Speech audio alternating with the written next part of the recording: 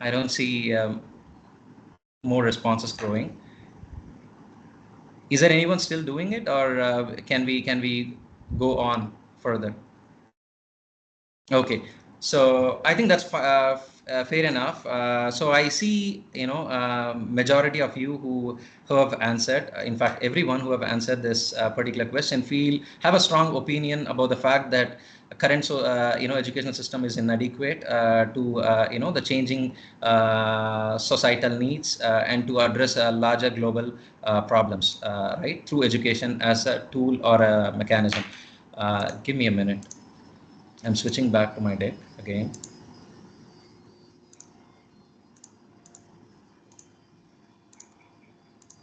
All right. So thank you again. Let's first, get some perspective about how education has evolved, particularly in India. I'm saying this. Please bear with me again. I don't have a PhD in education or MPhil in education, but this is based out of my observations as to how education has evolved over several thousands of years. It is important for us to guide the future. We need to look into the past as well.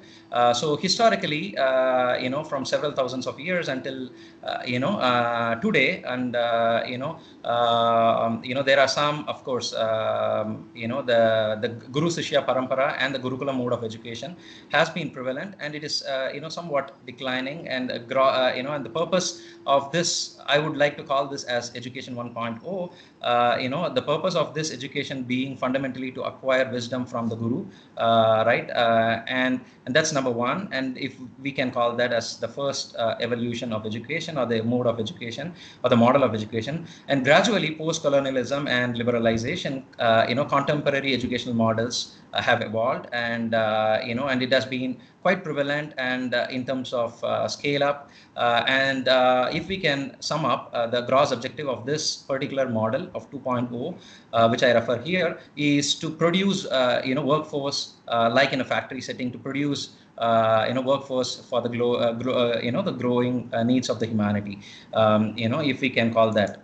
Now, what I call or refer to as, it's not really far from the future, that we are at the midst of AI taking on education, and moving forward in the future. I strongly anticipate, and many of futurists whom I have been reading and listening to, anticipate that with rapid digital transformation and the abundant growth of emerging technologies, we will not be surprised. Don't get also get surprised to see that in India, especially where capitalism is growing, humanoid teachers will especially replace human teachers very soon. And particularly, what I see as the reasons for doing for this shifting trend is two strong reasons. Number one is incompetent ability of a teacher to disseminate information, which is where robots, humanoid robot teachers, as well as accompanied by AI tools, will be differentiating human teachers. Number two, and the cost and expenditure growing with with the human educators. So if I can, pause here, and I would like to take your observation from these three, stages or phases of educational transformation or evolution. What do you see as observations? Quickly. Any thoughts from anyone? Prof. Laksh? Okay, so I'll not wait further. Education is definitely changing, and we teachers need to rapidly adapt to the changing needs of the society, which is what we started with asking as a first question. But the larger question remains for all of us who, as key stakeholders in education and transforming and creating impact through education, remains how do we do it? Right? And this brings us to the topic or the goal of this session that I have in front of you, are these five topics broadly. I would like to address, first, bring in some observations, what I have observed, as trends which is going to perhaps shape the future of education. I have some examples from around the world as trends. Number two is also looking at how Indian higher education system compare and fare against global education systems. What kind of innovation do people around the world, especially in the higher education sector, do differently than we do in India? And using this as observations, I'm going to also introduce what is my guiding philosophy and strategy of education has been in the last 2 years, and I'm continuing to do that. And I'm also going to further share some experiments that I've done, in various courses that I've taught in the last, year and a half or so at Flame University. And with that, I'm going to also, shed some light on, creative pedagogical tools and also andragogical tools that I have, developed. And further make an appeal or share some opportunities that I have with my fellow, educational researchers here. So moving on further, as number one observations of trends in higher education, I'm sure quite a number of you must have already seen this particular graphic, right? And it presents some educational frameworks that is globally reported based on global surveys. And this particular graphic comes from World Economic Forum survey, which is they have conducted a global survey across employers and educators around the world, and it clearly summarizes 16 particular skills that people see as 21st century skills, and they are broadly classified under three main thematic areas of competencies or skills. Number one being foundational literacies, number two is competency areas, and third being character skills or character qualities in this case. And if you may observe, most of the engineering and tech education system that we have in India at present addresses largely ICT literacy, and seldom we really focus much in engineering disciplines and training on competencies that are required, to solve some of the global complex problems, which is critical thinking, creative thinking, collaboration and communication, which is what I'm going to stress more on in the further talk, and also character skills, which is fundamentally going to differentiate how human beings are going to differ from humanoid robots as teachers or workforce in the future. Now, again, I'm going back, to this. Second trend which I wanted to also share is another, study and the findings from the Future of Jobs report, which has come out recently from World Economic Forum again.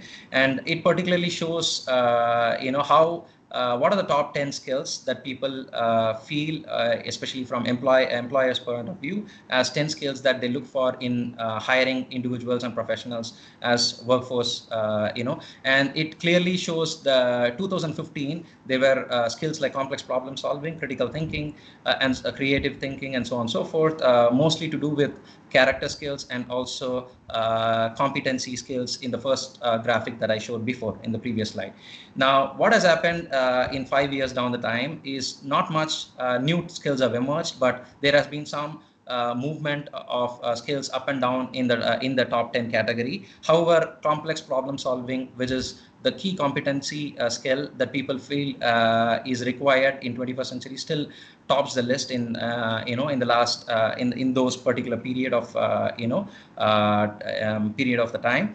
Now, I would also like to shed light on the recent skills. We are trying to compare in the past 15 years how the trends have shifted, and you can see that among the top 10 skills, again, largely the blue ones that you see top skills are to do with people, which is to do with the character skills, and also with the competency skills, which I would call as which is also there in the blue aspects here, which is complex problem solving, critical thinking, creative thinking, analytical thinking, and innovation. So these top again the list, right? So these are some trends that I would like to share from what I've observed from global studies. Now, Another study which I would like to, before I close on the trends, is a survey conducted by National Association of Colleges and Employers in the United States. However, it's not so much different to the rest of the world. Also confirms similar patterns of skills that are anticipated or identified as that in the World Economic Forum studies, right? It also reports that a trend in how GPA, or the score, or a gross performance based on scores and marks, which is what we use as indicators to measure competency level of students, are no longer a screening or a shortlisting indicator for most companies around the world, especially in this case in the United States. It also tells us clearly the skills that have been identified in the survey, that increasing employability among the youth shall require character skills, people skills, interpersonal skills in the future. Again, so with that, we will take a pause for again 10 seconds, and I would like to you to think now, having observed and understood some of these trends, please answer this question. Go back to the Mentimeter. I'm sure most of us have traveled, or at least aspire to live or travel and learn from the rest of the world. So think about a couple of nations, one or two, that in your opinion have an impressive, outstanding, or creative educational model or a system, and please share your thoughts in this. There are some couple of questions related to this which I have for you to answer in the Mentimeter again. Just a minute, let me navigate to the second question. So can you see this question appearing? Harshita, can you see this question on the Mentimeter screen? Yes, sir. We can see the attributes. Yes.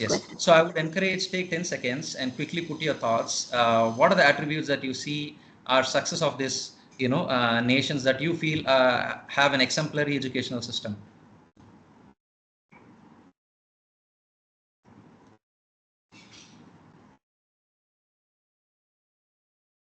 Are there anyone sharing your thoughts? I don't see any responses coming up. Yeah, thank you so much. Investment, research, training, collaboration, practical aspects. Okay. Any other thoughts?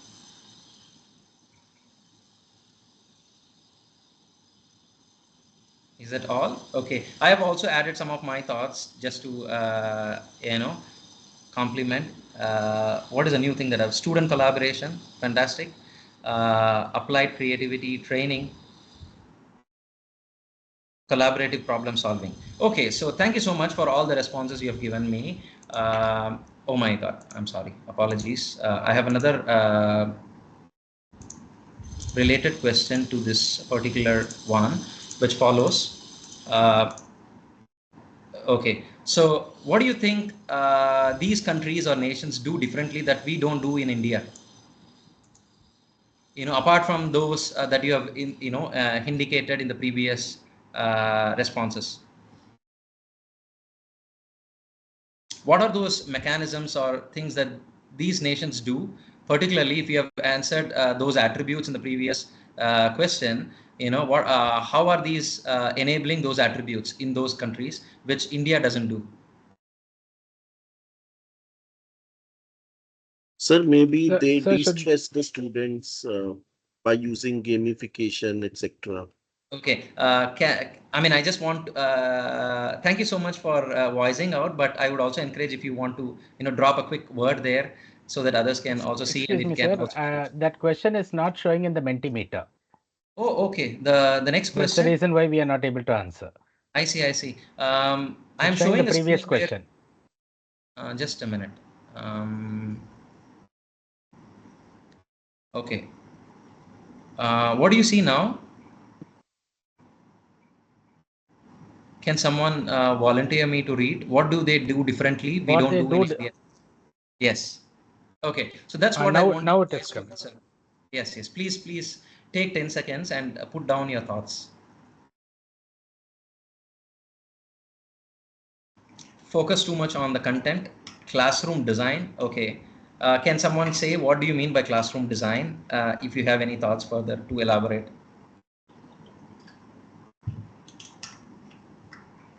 I think it is too much of lecture style.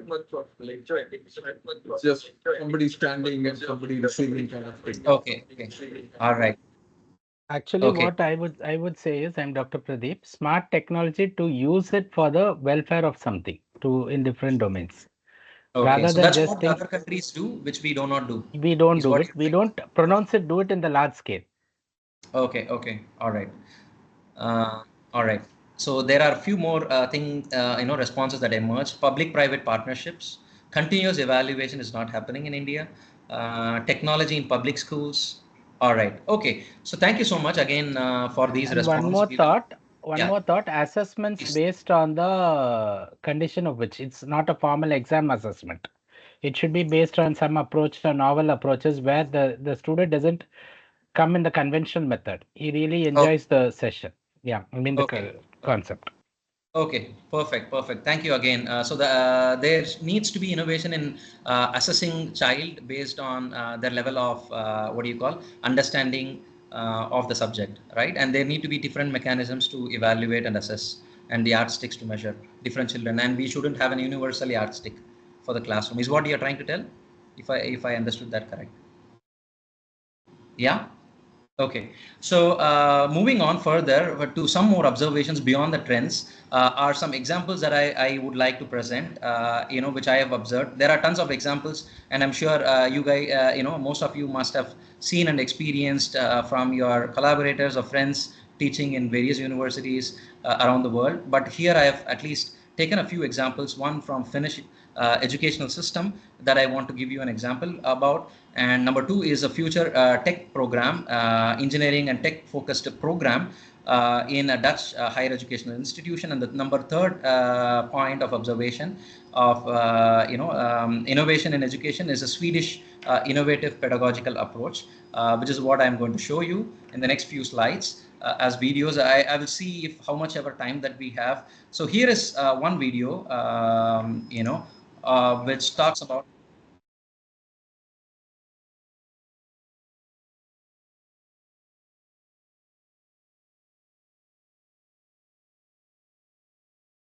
Are you able to hear the No, audio there's as no well? audio, No, only there is video. no audio. No Okay, audio. just a minute, please tell me now. Smart environments. Now it is coming, but it's very Technologies feeble. bachelor program. Little loud. This is one of the, well, not courses, Yeah, but now it's projects okay. that I am coordinating. Okay, let me restart this. I am Andreas Kamilaris, and I am a teacher at Creative Technologies Bachelor Program. And this is one of the, well, not courses, but projects that I am coordinating, which is called Smart Environments. So the idea of this course is that we create a smart environment that's usually for creating, smart things that can talk to each other. So if you want to have your coffee at 9 o'clock in the morning, every morning, then smart environments provides you the playground to find the possibilities of making sure that you will get your coffee every morning at 9 o'clock. You, for instance, connect a clock to it so that every morning it wakes you up at, let's say, 8:30, so that you are perfectly awake by the time that your coffee is ready. So this year, due to the happenings around the world, the application domain is climate change. It's a domain which is quite general, so it can be considered an umbrella domain for many other more specific application domains, like energy use and consumption, disaster management and response, water use and resources. So it takes a wide spectrum of possibilities. There's a big variety in projects and types of projects, and it really depends on what the students are interested in and what their main topic is and what they want to focus on. But in general, all the projects that get yielded by the students are most often very, very smart, and they really show something that we want to see. So, for example, there are some teams that aim to cover a forest by sensors in a way that you detect immediately when there is a wildfire. It's a net of nodes, and the idea is that they can be placed and deployed in a forest, and they can sense forest fires, so they can help detect forest fires in the early stages. So they have quite a lot of sensors inside. They have a smoke sensor, a temperature and humidity sensor, and an infrared flame sensor. So an easy way to trigger the infrared flame sensor is to trigger it with our phone. So we can actually shine some light on the sensor and you will see this red LED signifying fire turning on. And now over there, my teammate has received a signal that says node number 5, which is this one, has detected fire. Using all these sensors and of course solar power, they can communicate with each other, and when one of them finds fire, they can transmit this data to a central node, which will then let the authorities know that something's happening in that section of the forest. We looked into various different issues and found out that some areas with a severe lack of water or other water problems also tend to have a lot of flooding problems whenever it rains. So we decided to find a way to find out when a pipe or several pipes are clogged and therefore blocking the flow. So we've built a basic setup where we can measure if the water is still flowing and how high it is within the pipe, so we can detect when there's a clog, basically. I think it's something that I always liked, you know, to communicate my knowledge and science and to collaborate with people, especially students. I think there is some good chemistry because we share same values and same philosophy with most of the students, especially students who come to the Creative Technologies Bachelor program. They are students who want to have an impact to the world in a positive way. I really like the collaboration with Andreas because he's really open, he's really transparent about everything that he does, and it's not that he only forces his own way of thinking on people, but he really listens to you and he really takes into account your capabilities and your ideas and just really thinks along the way with you instead of the conventional way of teaching.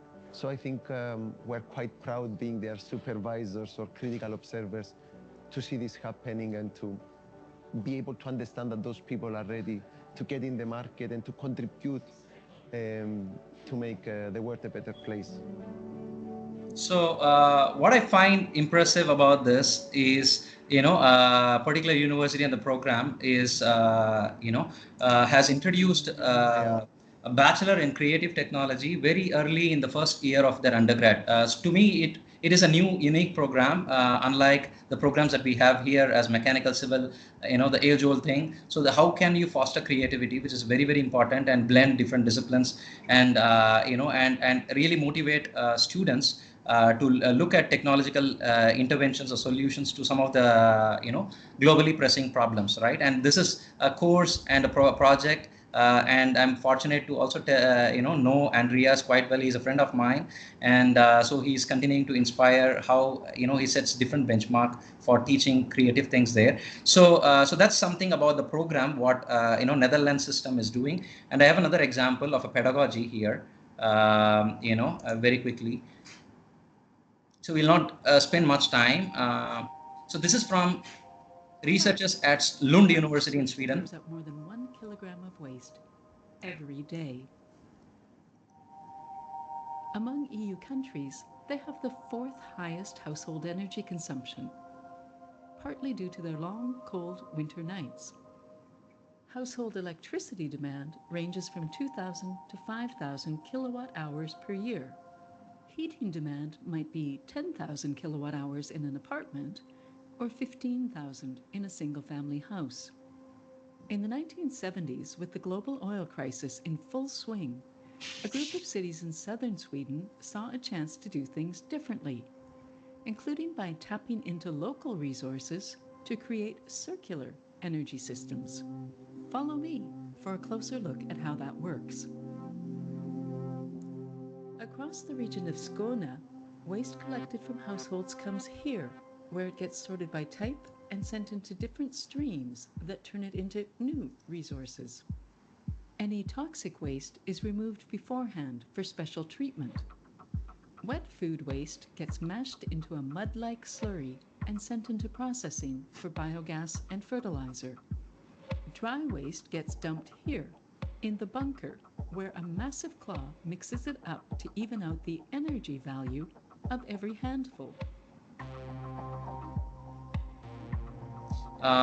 Just in the interest of time, what I will do is there is a lot of engineering process in circular economy to turn waste into energy that is being showcased. I'll just go to the last part where there is a message being communicated. What happens?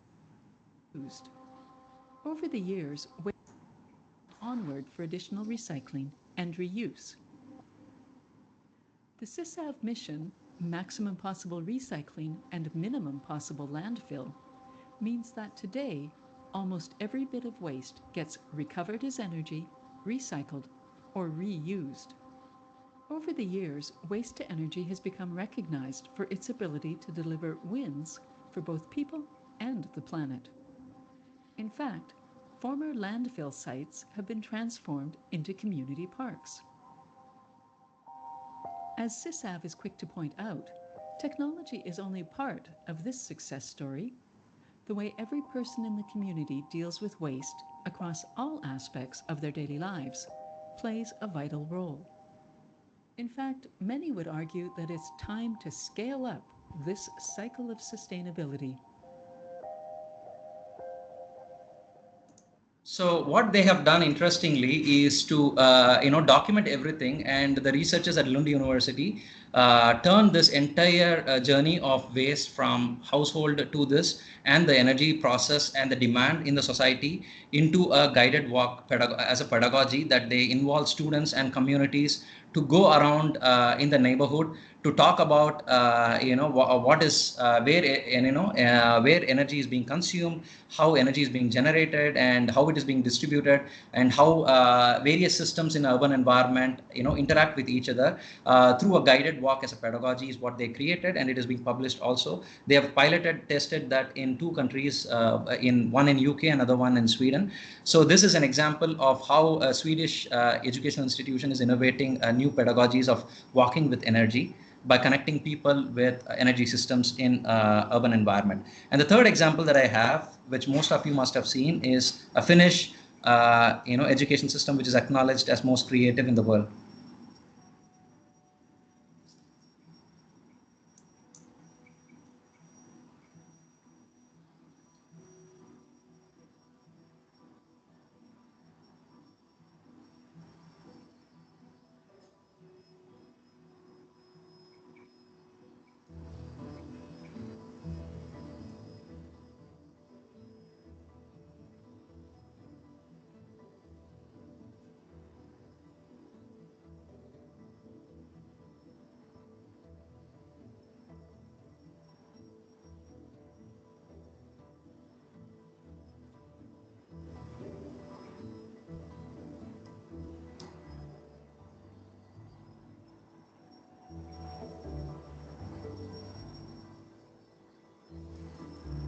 So yeah, so this is another example that I have deliberately put to for us to understand how learning and teacher how do we innovate a system or create a system and a governance around education model that is so successful, where teachers are paid high and learning is made more joyful, fun for children.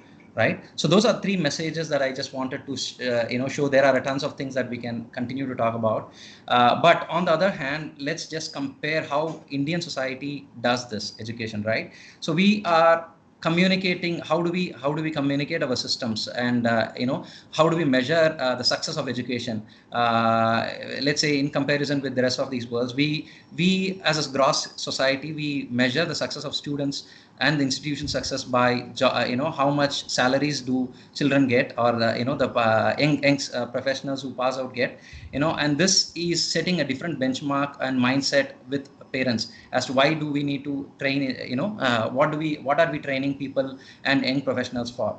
And yet, as a result of this entire system, we are seeing a lot of suicides and things like that keep happening, and yet unemployment rate is so high. So the success, we need to really think about what defines and redefine the success of education in India, is what I strongly believe. This is my personal view. And with that observations that I have, I want to share with you, I have another question for you at this point in time. Please go back to Mentimeter, and before we head on to the creative pedagogies which I wanted to introduce, which I have tried. So here is a quick questions for you. What creative pedagogies do you employ in your teaching? This is just for me to get sense of how creative some of you have been, and maybe learn from you before I proceed further. So I'm just turning on. Can you give the Mentimeter QR code, Yes, please? This is the same Mentimeter code. No, it's come out of that site. Okay, so can you see the code on the top?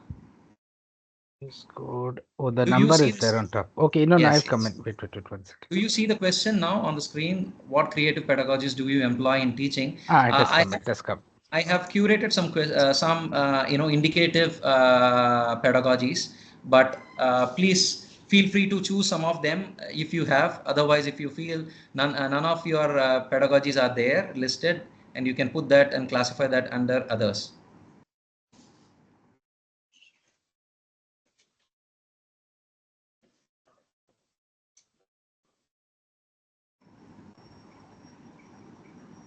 Okay, I see some of them use play and games.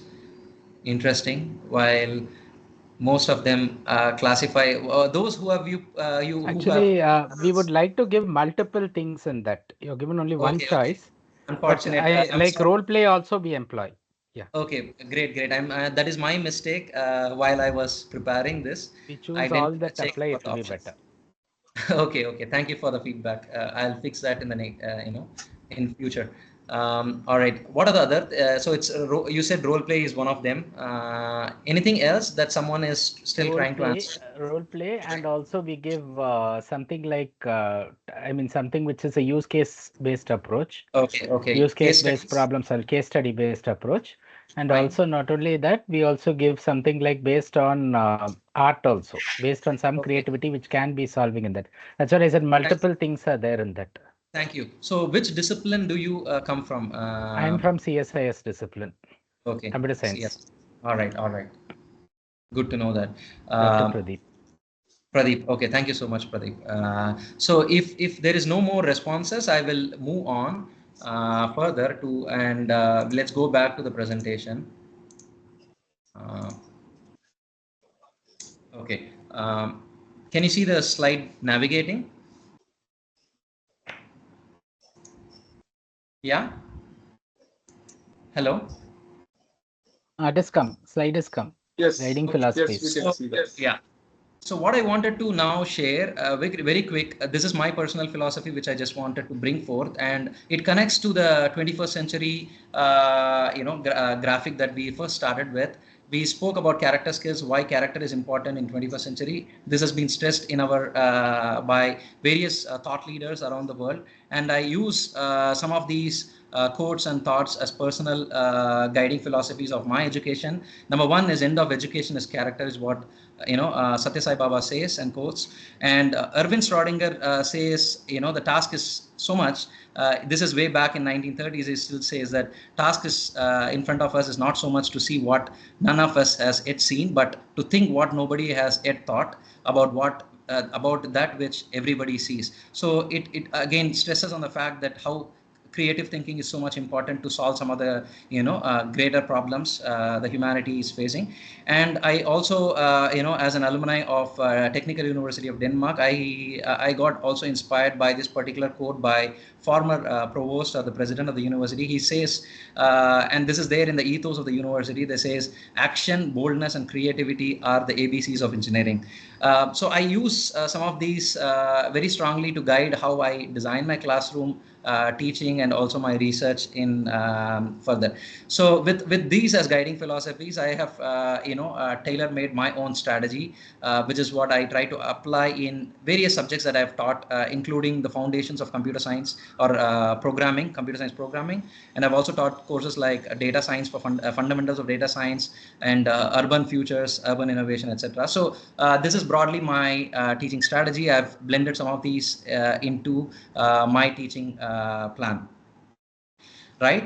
With that, let's move on to first example that I wanted to show you of a pedagogical innovation that I have done, which is in the foundational course of computer science, which is what I told you as CSIT 101, which is called the Introduction to Programming to Year 1. The kids who come to Flame are from various backgrounds. Some of them, perhaps have not studied science at all. So there are students whom I have taught in the previous term who have not even known Newton's law. They have come from various disciplines like design and humanities and so on and so forth. So I have to really teach some of the kids in the foundational years, even the Ohm's law and Newton's laws, etc., to get them a fair bit of understanding before getting into engineering and tech. So that's just to give you some background. This is for you to pen down your thoughts and what do you think about how did you learn programming when you studied maybe a couple of decades back or 3 decades ago. How was your experience of learning to code, and how do you think educating the current generation or the future generation, which I call Gen Z, computer science education. Do you think that continuing to educate in the same way that you have learned in the past would work in the future? So just for you to pen down your thoughts. I don't want you to go back to Mentimeter again to stay. Or you can.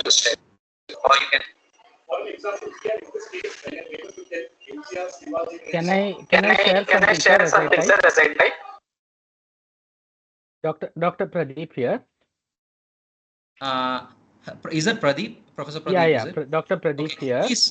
Please pen down the thoughts. We will come back to the discussion. I'm penning it down also, but parallelly I would like to tell it also. Normally it was earlier tedious. It used to be algorithm based, and doing a program was a Herculean task. Today we don't have much programmers. And it is simply based on microcode approach, and if you solve a small game based puzzle, it can be solved. It's called code snippets. Code snippets. Okay. Thank you. So is that the past pedagogy or is it the current pedagogy? This is current. What I'm telling earlier, what we used to do was tedious. It was past. All right. Okay. All right. Thank you so much again for this particular pointer. Let's again move on. Yeah, I think we did this. Okay, going back, this is where I wanted to share a recent study, which is what I've also in the information that is being shared to you. I have built a model called 60 based on experiments that I did in the foundational course that I taught on computer programming here at Flame University, jointly with my colleague who has a PhD in educational technology. Right, jointly we designed this framework called 60 model, which is also shown on the graphic on the right hand side, right? And we did this natural experiment. It is in the classroom, and my colleague taught another section, of the same cohort. I taught another section. So we have used my classroom as an experimental group to introduce new blended pedagogies to teach same 5 topics which forms the foundation of any computer programming, be it Java, be it C or C++ or Python or anything. In our course, we taught programming through Python, and he did a control group where he did the traditional method of computer science education to teach the same 5 topics. This was a term course in the foundational program at Flame, and so the idea was to compare how do these 2 cohorts, one who has introduced, learned the same subjects and topics through blended approach, where when I say blended, we have blended the 6 thinking that is required in the future of, in the future, which forms a computational thinking or, future of computational thinking. And the 6 strategies are listed down here as active learning strategies. We have used icebreaker games. I will go into that, what I mean by each of this in the next slides. And I've introduced them a guided walk as a pedagogy. I've also introduced micro lectures. And the 4th one is creative group projects and demo and reflection posters for students to reflect upon the journey of co-creation and creation, and and share that with among their peers. Of course, some of the pedagogy that was common in between the classes were both the lectures and regular programming tutorials, which is what is common to both the classes of teaching computer programming. Now, further details about this is these are the 5 topics we introduced, and bear in mind this is a 7-week course of introducing programming to foundational years in in Flame University. And the 6 T's that I spoke, that I told you about, which forms a future of computational thinking in our view. We have done a research, both of us, to study as what makes the future of computational thinking. It is not beyond, it's beyond logical thinking. It embeds creative thinking, systems thinking, sustainable thinking, strategic thinking, and responsible thinking is what we believe. And how did we blend that into the course plan to teach these 5 topics? It forms the pedagogical approach here, and we blended different learning mechanisms further, and the delivery mechanisms are also listed here. I've already introduced the delivery mechanisms, and what we did as learning mechanisms are we of course add passive learning, which is what the traditional lectures mode is, and also we through projects and group projects which are guided by the walks and student collaboration. We also fostered learning by doing. We also fostered how students could collaborate and self-reflect and also share with their peers what have they co-created at the through this. And everything, bear in mind, is to it has to have a conjunction with computer programming and the lessons. For instance, what is loops, what are conditions, what are branching, what are variables, what is functions do. They have to think creatively to be able to put that into a creative project, which is more blending all the 60s into that. And we have published this particular one as a seminal study, which guide in the IEEE transactions on education very recently. If you are interested, you can go back to this particular thing and publication and refer. So when I said the first thing that we introduce in the class is Lego based maze game, I'm sure some of you might who have been teaching, it's there. It's not something that I have innovated, but people around there, it is on the web. So I just adapted that particular thing to break the ice for students to get glued at the foundational years to understand, because they have just come to the university from school. We understand how play and games are so much into their life, and these are kids coming from various backgrounds, as I said, and we need to inspire them to and not run away from programming and engineering or a tech. Therefore my intention was to introduce games as a icebreaker activity, very simplified thing. So give them a bunch of instruction sets like moving left and right and so on and so forth, and create a maze on a board, on a table and mode. And I've given 2 characters as a cat and a mouse or something like that, and I've asked 2 students to play a role of navigating, giving instructions using the slips of papers to them. One has to guide the character of a cat to a mouse through the maze by guiding through the instructions that are given to them, and thereby it fostered a role play and helping them to understand this is how the human programmer interacts with the machine, and help them to understand why programming language is important in this context. So this is just one way that I have tried as a icebreaker activity in my classroom in the foundational programming course. That is number 1, and this is the journey of the students that I have documented. Week 1 they have been introduced to this icebreaker maze game activity through play, and week 2 onwards further to the subsequent weeks, I have invited experts from 6 disciplines who are which forms the core of this 6T model.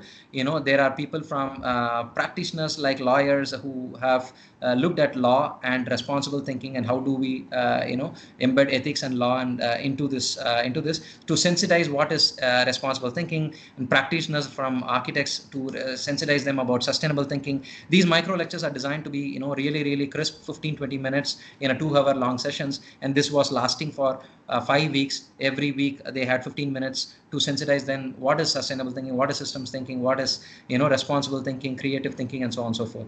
And the third week onwards, I took them on a guided walk in a campus to help them understand what are the things outside that they should pay be cognizant about. Things it can be man-made, it can be natural systems. How can they interact, and how can they observe systems in the wild environment, draw inspiration from that, and to create a project idea from there on. And students interestingly came with bunch of ideas. They try to look at their dorms, they try to look at how they use energy, be it lighting, be it water, be it air conditioners, and so on and so forth. They try to blend all these inspirations through the walk that they got, to be, and then they created creative projects, and the projects are several games and activities which is what is shown as, and they have, and they used this as mediums to communicate and engage with their peers in the classroom. That has happened as a group project and an interactive activity. They've also been encouraged to design a poster to communicate these ideas as a group, right? And finally, we started measuring in how students absorbed all the 6Ts and how did they blend all the 6Ts that they have they've been introduced in the course, and how did they blend that into the project, and how did they also integrate computational thinking elements which were introduced in the course along the 6-7 weeks of their journey. So that's the that's a wrap about the course, and students came with a lot of different creative ideas. Various games emerged as a co-creation activity that they drew inspiration from several existing games. So that's something, and so here is our study and our key findings by collating all this. What did we do as what did we discover as findings from comparing two different classes that we did as natural experiment? We saw grossly, we took two things. Number one is students themselves reflecting at the end of the course, how did their and comparing the, at the beginning of the course, how their understanding of 6Ts have been, and how did it emerge and grow at the end of the course, having them introduced to various pedagogies. How did this 6Ts develop? And that has been captured in this radar chart on the left.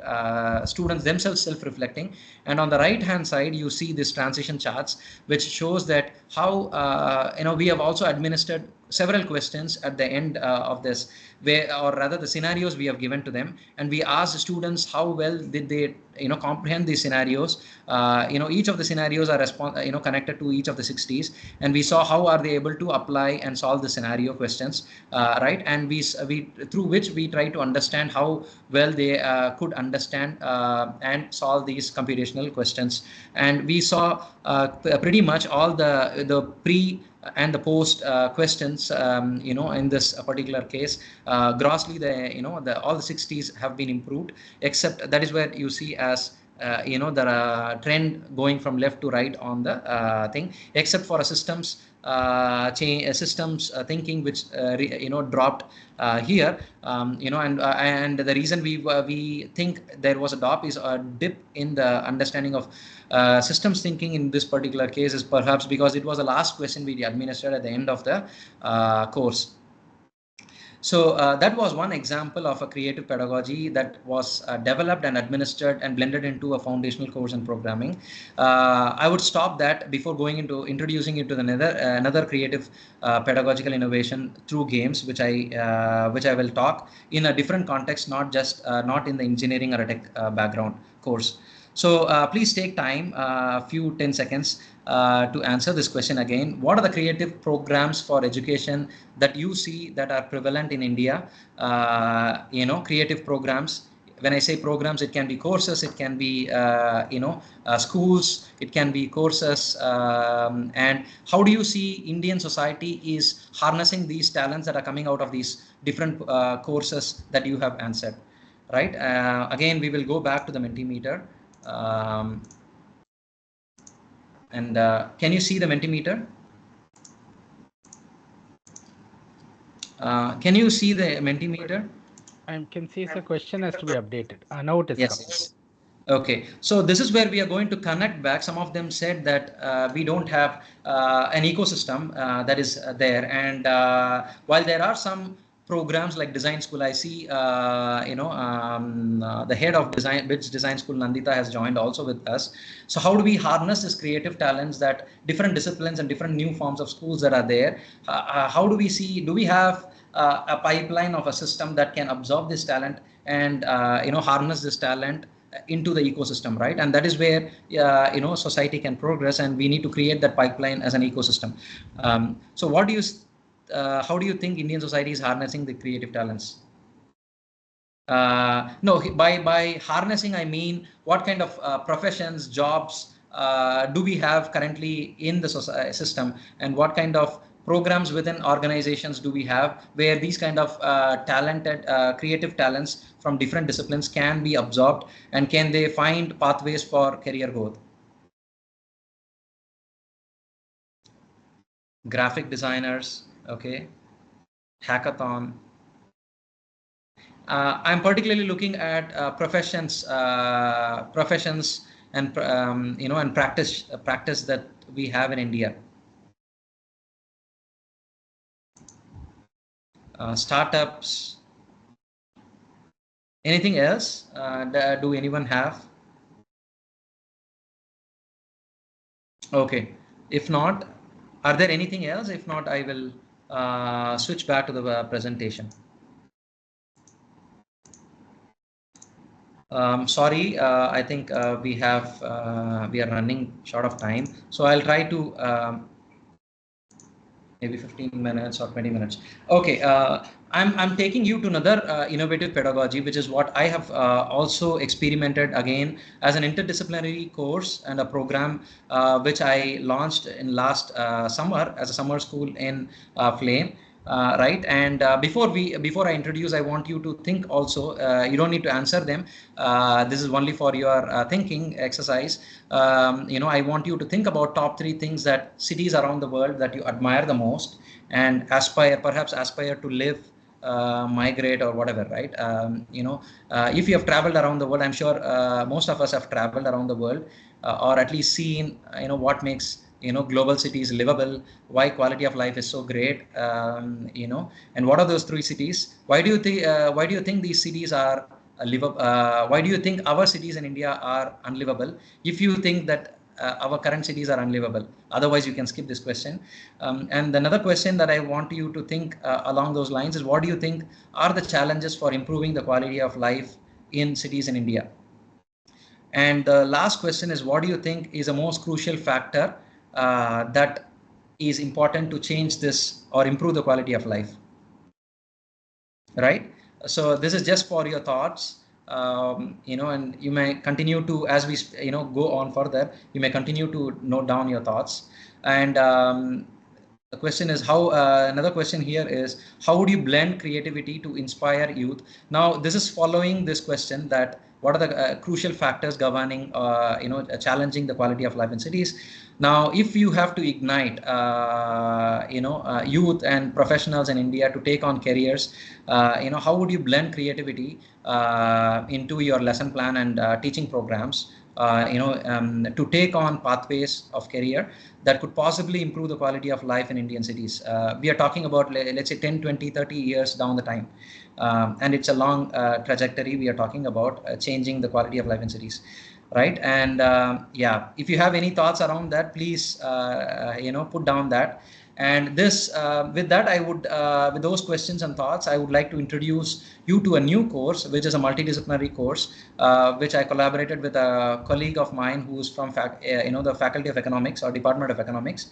We launched this as a summer course. It's a 3-week long summer program, and this is what I personally did as a commitment. I wanted to be creative, to inspire youth to take on careers, which is what I just asked you, to think creative and inspire and ignite them to be, change makers in changing the quality of life, and think about, the why our society is like, why is how, or why it is how it is, right? And how can we be change agents? How can you be change agents?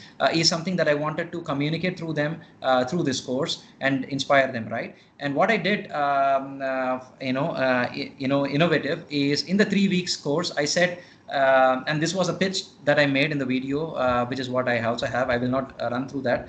Is that this 30-hour long summer school is going, why should you learn this and be part of the summer school? Is because 20 hours of summer you need, because it's a summer, and I believe most of us spend summer in our childhood playing and not really learning, and it is for us to take a break from our academic studies, right? And therefore my pitch to the students that I made was you should be part of this entire course or the journey, because I promise that 20 hours of this 30-hour program is going to be purely having fun, yet learning some of these important pressing challenges that you can be part of. So this pitch or this commitment allowed me to develop 4 innovative creative games, which is what I anchored and blended into my entire course, right? And these are these games. Right, I call them as Urban Excel, which stands for Urban Experiential Learning, which is a suite of games. It spans across different levels of driving innovation in the future of cities. The first game, which I call as Prospera, is a visioning tool for allowing children to think what entails future cities, right? And what makes and in this particular game they will play the role of urban planners and designers. They will they will go about constructing infrastructures, and along the journey of designing the cities of the future, they will be subjected to various scenarios through wildcards, which I introduce as a facilitator, that will allow them to pause and think about, what if this scenario comes, maybe depleted groundwater, what if heat waves come, what if government introduces a certain law or a policy, right? How should we think about these scenarios as urban planners, typically who will think about designing cities for 50 years or 70 years or 100 years, which is what globally cities have been looking at. So in this particular visioning tool or an activity, they will be doing that particular honing that particular skill of visioning, far sights and foresights of developing cities. Moving on further in this course, they have also introduced to one particular infrastructure in the industry concerning urbanization is building industry, and they will be thinking, through this board game, they will be introduced to what entails building construction activities, what makes it really complex, without having fundamental knowledge of architecture, civil engineering, or anything of that discipline. Can we play a role? Can computer science graduates or professionals play a role in transforming this particular industry, which is going to be really impacted or play a critical role in the transition pathways of our cities in future? Because today in Indian cities, Indian cities houses for about 35% of India's population, and it is expected by 2050 there will be 60% of our India population will live in cities. Now this is which means urbanization is going to grow, and a lot of construction activities and this particular industry of building construction is going to be impacted, and this has a significant role in global greenhouse gases. How can they mitigate this, and what is the role of different disciplines to play active role in helping this industry go into a just and sustainable transition pathways? Can we learn that together, and can we play a role in this transition pathway? Is an intent of this game, a board game, which is the BIBO. It is inspired by bingo as the name. It stands for building in a box. And third game is City Runner, which is to inspire them to play active citizenship role in governing the city. And we seldom take active role in cities, and we see that one of the in many conversations that I was part of with authorities, municipalities, bureaucrats, they say that for challenges that they face in administering and governing cities, for example the water crisis in Bangalore, it is not only the problem or it is beyond their control by the bureaucrats and administrators to run the cities, because cities have become really challenging to administer by only one particular stakeholder, and they see that citizen groups and citizen and various other stakeholders in the city have to take an active citizenship role. And this is what this connects to the Swedish pedagogy that I talked about, guided walk, connects to that. And in this particular game, I want the objective of this is to inspire the players and of this game to understand what steers the quality of life in cities. And this game is based on Pune metropolis, where there are 6 active roles in this active roles that students and the participants of this game particularly will take, and they will understand what is the physical strength of the government has, and what are the urban challenges that cities face randomly or dynamically, and they will have to play a role and collaborate with each other to be able to govern and steer the quality of life of the cities, and make the city livable in future. And the final game is quite different from the rest. it is about digital transformation, and the society here in India and rest of the world, India in particular, has embarked on digital transformation. This is a flashcard based activity that we have designed, along with so these are some pictures. Just I will, in the interest of time, I will just skip them.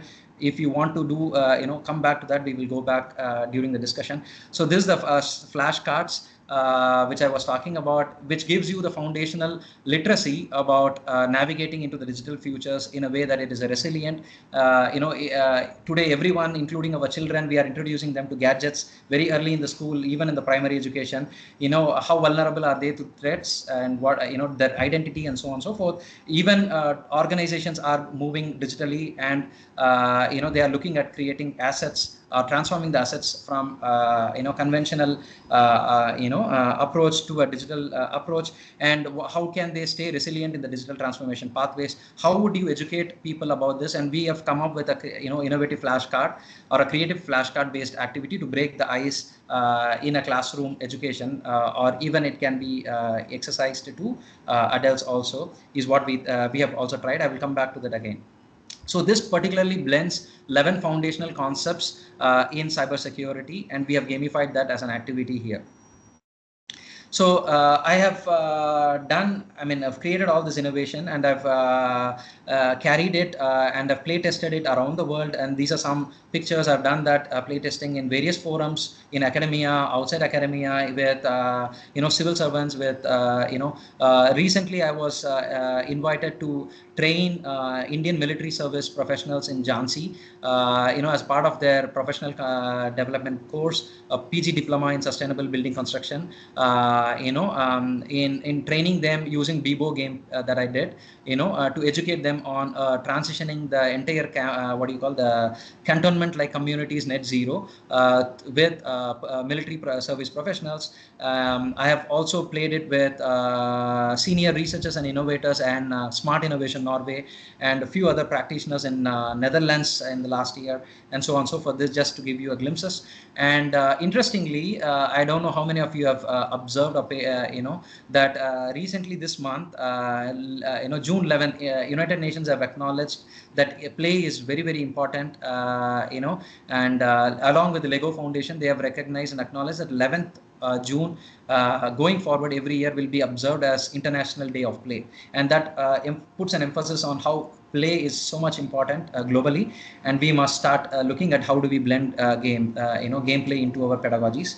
And apart from games, I've also tried drawing inspiration from Swedish researchers that I have exercised in my summer course, a guided walk to a net zero energy. I fortunately had access to a net zero energy campus next door in Pune. So I took a guide, my children to a guided walk who are participants of this course, to understand and help them understand what are the different systems that makes a campus-like ecosystem really net zero, and helping them to understand the engineering aspects, design aspects, architectural aspects, and also the social aspects of this entire transition pathways. Right, and this is again to give you a quick glimpse of other pedagogies. This is the study on the pictures on the right hand side is what the Swedish and the UK researchers have done, which is what I showed you in the beginning. They have taken and they have created a guided walk. You can snap the picture if you are interested. There is the access to this material. Incidentally, I have also interacted with the researchers in Bangalore at Tree Foundation. They have developed a guided walk in an urban local body where they felt it is really important at this particular point in time where heat waves are really predominant in various parts of the world, and including India. We have observed a lot of heat waves. So they have creatively designed a guided walk in one particular local body. Every Saturday they have invited people, including public, anyone who is interested. They can sign up on a Google form. They can go along with these people, and they will stand by, it's a 2-hour long guided walk. They will stand by different facilities that makes or facilities or infrastructure that makes a city a system, and they talk about how vulnerable are they to heat stress and waves, and how do they adapt to this rapid climate change, and and responsibly take adaptive measures to counter this effect. So that was a very creative idea in my view. That is something that we can draw inspiration also. So this is, we have come to the end of the second innovative pedagogy, which is games plus guided walks, which I have tried. And, at this time, let's take a quick quiz. How do you think Indian society, okay, we have done that. We'll just skip that. Just a wrap up to my talk. So now that we have seen this, I have also tried, as I said, various taking out these tools and pedagogies that I have developed and co-created with a lot of partners into adult education, which is what I call as andrology. So here are some quick glimpses of that program. So this was jointly developed. I hope you can see this video.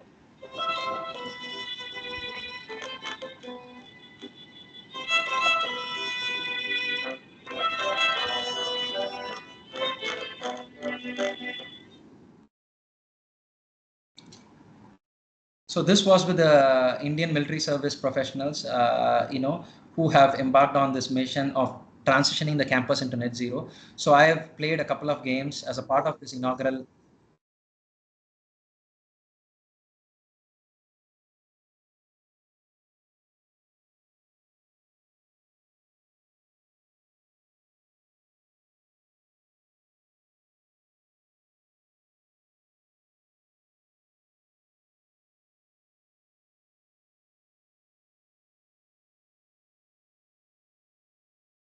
So this is Colonel Ted Ram, who is from Bhopal, and Akhil here, who can see next to me, is head of this Jhansi cantonment, and they find it really, really interesting. And we are continuing to collaborate after this particular engagement. We are trying to co-create a new game, which is tailor-made for campus-like communities. Campus-like what do you call Jhansi, where with the fundamental aim being how can you integrate Jawans and their families into the net zero transition thing, because their ecosystem is quite different from urban communities. So that's a co-creation activity that has emerged out of this particular engagement as a collaboration. So the second thing that I did interestingly is a social innovation dinner, which I did last month in Chennai, along with CRR architects in the city, where I've invited. It was only by invitation. So this was to think about how can we make after play, after work, really, really engaging, collaborating while we have dinner. Can we engage through games and collaborate with practitioners, and can we find some synergies between us? So there are a bunch of practitioners from like urban planners, lawyers, and social activists, researchers who came along after the work 6 p.m. and they stayed until 10 p.m. We played a couple of games with us, and interestingly, with one of those social activists, a new idea emerged whereby how can we draw, how can we through games, involve children and drive justice in one of the local, North Madras, where huge landfill is creating a lot of problems in the urban community. So can we use games to communicate and empower children to be active agents of change, is what has been one of the, really promising outcome of this particular social event. And the third one that I did very recently is to forge collaboration with global partners who have built social innovation games.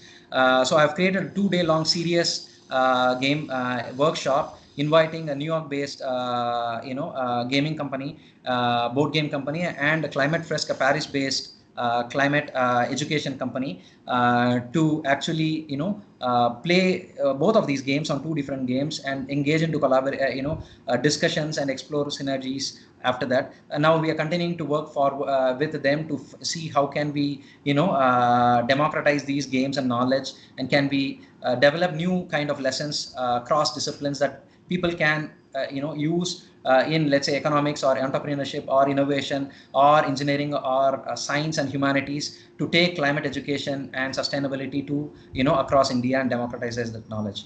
So that's something that has transpired out of this 2 days of engagement with these partners in the last month.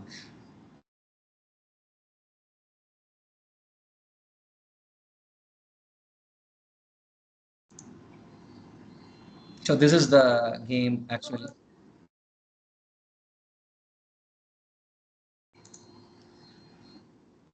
So the last one is now I'm working with I've approached with these tools to Municipal Commissioner of Pimpri Chinchwad in the neighborhood city or twin city of Pune, where we have co-created this program to bring in futures literacy to children as young as grade 8 to grade 12. So how can we bring globally? People are various other nations are taken efforts to bring futures literacy to children.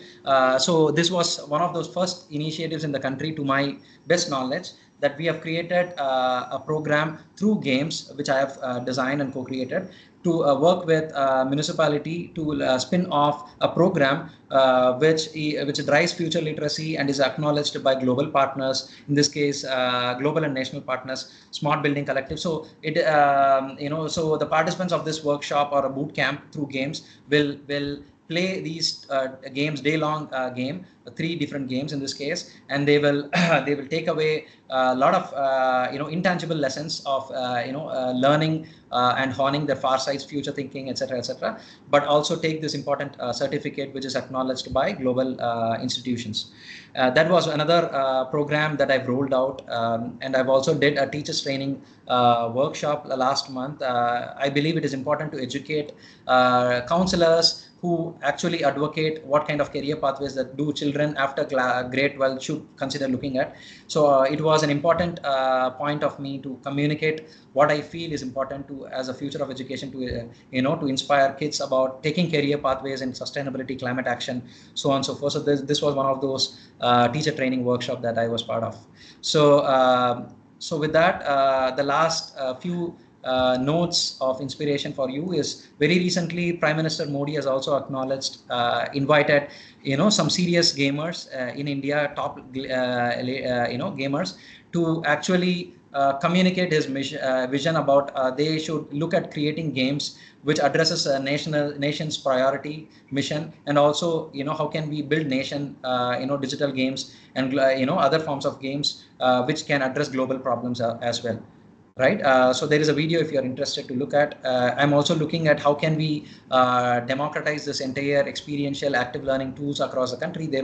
I recently presented this last year as my idea, and my humble mission is to actually see how can we make these games reach every little child who can play this in their with their family, in their dining table, or in their drawing room, or people can play within the housing communities, and so on and so forth. So thereby we can drive these lessons which are really important to bring change. So with that, I think we have come to the end. These are some of the projects that I have been that I am currently exploring as future projects with various partners globally. So I'll just stop that here, and and if you have any thoughts, you're welcome to share with that. So, Dr. Balaji, Professor Bindu Madhavan had to leave about 5 minutes ago. So fine. He asked me to convey his thanks to you and regards to you. So on behalf of everybody that attended today, I want to thank you for your presentation. You have given us a lot of ideas, and your work is a lot. So I think we have to now sit down and carefully think through the common threads that are in your work, and see how we can kind of incorporate them into our own teaching, etc. The other thing that Professor Bindu Madhavan wanted me to convey to you is, at some point in time, he looks forward to your visit to this campus, and in person. And I'll just convey what he said. He said, he said he will look forward to demoing the game in person sometime. Okay, so that is also one thing. So. Yeah. Yes. I will definitely consider that as a personal invitation. In fact, last month I planned it, but due to personal family, we couldn't do that. But next time I visit Hyderabad. Actually, here, am I audible?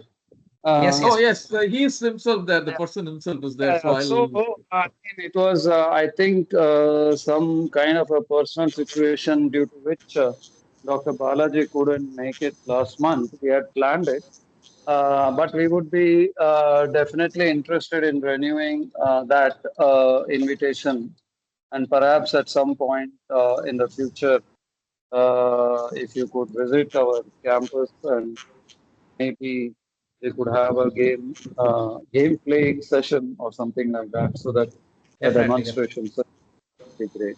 Once again, Yeah, I yeah, thank you for yeah, your yeah. time and I appreciate your also the invitation enthusiasm. again, and It was thanks very for. clear, enthusiastic about your mission, and I think that enthusiasm can perhaps transfer over to some of our colleagues as well. I think, at least to me. So we thank you for that. Okay, thank you so much for everyone Thanks a staying lot, back. Professor Balaji. It was really interactive and insightful. Dr. Pradeep here. Okay, thank you, Only Pradeep. to Yeah, comment. Thank you. yes, yes, yes. Balaji sir, one question I have. All right. Yeah, please go Yeah, ahead. yeah. These games with respect to, I mean, like CS or coding or environmental aspects or building blocks or this community based are seems very pretty good. But how can we, let's say, if I want to develop with respect to automobiles, any Mm-hmm. clue or any just a rough idea how we can start with? Let's see, Okay, because these automobiles are a very different domain. If I start teaching them with respect to control, power electronics part or motor parts. So how correct, can correct, we try to create a game on such kind of thing? Because they will be dealing with high voltages and all. We tried of correct. doing such kind of tracks and all while Cummins India has visited a BITS-Pilani Hyderabad campus and Tata Okay, Motors has visited, but we didn't make a such a level as what you have showed. Any rough okay. idea will be helps us to think All right. in such direction. Yes, yes. So I think I'm not an expert. I would not claim an expert in game design. I'm neither trained in a game design. This is something that I wanted to establish very firmly before I answer. However, having developed some of these games and having played it, and I've now been interacting with quite a lot of what you call researchers, practitioners to actually design new games. I have some thoughts around which personally that I could share to answer your question, which is, what is a primary objective of you gamifying, right? You need to perhaps ask that for first question yourself. What is the objective that you wanted to accomplish through game? Right? If you have that, for instance, some of these games I started with Urban Excel. Now I was clear that I wanted to inspire kids to play active role in driving change in the city, right? City design process or thinking process, right? And therefore I started looking at this as an objective that I wanted to meet by the end. And then I started looking at what makes cities, right? And then I looked at what are the trends that are impacting that shift in how cities are transitioning, right? I started looking at urban design as urban planning and urban design as a discipline or a practice. How they are thinking today, how should they develop long-term vision, and how can we gamify that aspect, that students can now think this as a career, perhaps at the end of the game. That is one thing that I wanted to share. Number two, in the second game, again, which is about driving innovation in the building construction industry, right? And I said again, building construction industry is going to be impacted seriously because of the urbanization that is due in India and most of the global South countries, right? Now, how should this building construction industry move forward, right? How do we drive innovation in the transition pathways of this industry, right? Now, this industry, should it take the conventional path of concrete based, brick based, or should they look at different ways? And they are primarily concerning about using a lot more virgin materials, right? Can we now look at adaptive reuse of older building stocks without having to tear it off completely? These are the trends that people around the world are asking. Can we in the Swedish context example we saw, they and also in Denmark, they have looked at how can we create waste to energy incineration plant, which is something that people do not want to go to a landfill, and landfill is something that people don't have a pleasant experience of going to landfill. Now, this was a starting point of Danish architects looking at how can we make landfill, huge landfill in a city attractive for people to come, and they should be in future looking at this as a recreation place. And they with that as a primary objective, they've created a world. Now they are acknowledging and appreciating that they have transformed a huge landfill into a hill, and which is now Denmark, some of you might know, is a flat country. They have created a hill out of it and a mountain where people and families can go skiing on top of this huge incineration plant, and a lot of process. And you can also take elevator up there where you can see and have a glimpse of what is incineration means. So so with this kind of objective that you set, why you want to, what kind of change that you wanted to do with the game or drive through game, who are the stakeholders and who are the target audiences, you have to first define that. And then you can start looking at how can we drive in innovation. All right, it can be design, it can be collaboration, it can be creative critical thinking, or do you want to bring forth new ideas? That can be the objective also. How should automobile industry, what is the challenges do automobile industry face today? How should they move forward? If collaboration is a problem, or if it is technology is a problem, or if it is adapting new technology, or the social acceptance is a problem, then look at gamifying that particular aspect, or bringing that and blending that into the gamification. So we need to start with the problem, which is really hard. And people often say gamification comes in handy to address wicked problems or complex problems, which requires people to think out of the box, and which has got a nexus and interconnectedness between different problem areas or different things, right? Which one particular discipline or one particular group of people cannot really solve. So therefore, how can we draw in people from different disciplines to come together to use game as a medium to engage and identify solutions, perhaps, right? And these are things that people are trying around the world, to solve some of the problems using games. And you can perhaps draw inspiration from such examples for the case of automobile industry also. I hope I have given you a lot of thoughts around what I feel. But yeah, if you further have questions, please drop me a note, and I'll be happy to brainstorm with you again. Yes, sir, definitely, sir. Thank you so much for that. Thank you. Yeah. Are there any other questions from anyone else?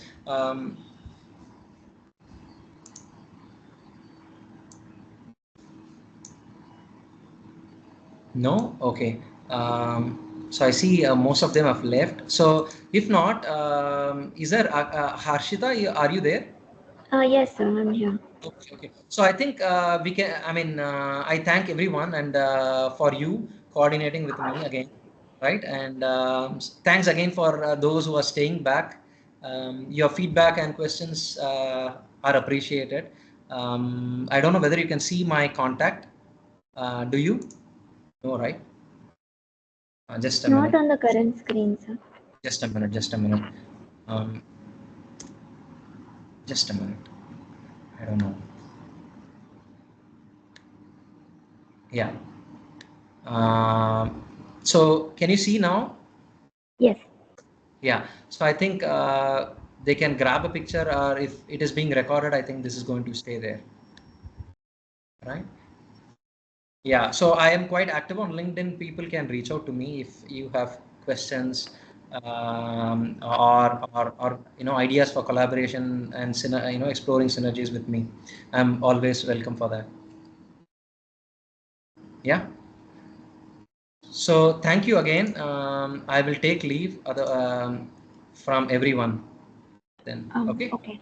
Sir, I'll just quickly take a moment to thank you for this insightful session. And Okay. Thank you for sharing all your ideas with us. We have a lot to think about and ponder and explore further. And I would also like to thank all the participants for attending this session and being interactive and voicing all their questions with us. We will be having sessions like these on a monthly basis. So Okay. I hope to see all of you in our future sessions as well. Thank you, everyone. Okay. Thank you. Thank you, sir. Thank you once again.